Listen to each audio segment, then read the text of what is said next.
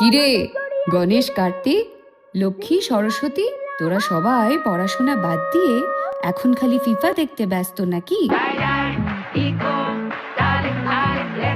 একটা কথা কান খুলে শুনে রাখ কিন্তু, হ্যাঁ, এইবার মামা বাড়ি যাওয়ার আগে যদি সব পড়া শেষ না হয় তাহলে কিন্তু খুব খারাপ হয়ে যাবে। আচ্ছা মা, ওসব পরে হবে।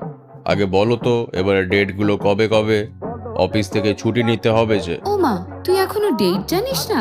তাহলে শুনে রাখ, 16ই অক্টোবর ষষ্ঠী, 17 আর 18 অক্টোবর সপ্তমী, 19 অক্টোবর অষ্টমী, 20 অক্টোবর নবমী আর 21 অক্টোবর দশমী। গেল, আমার বসটা একদম মহা পাজি লোক।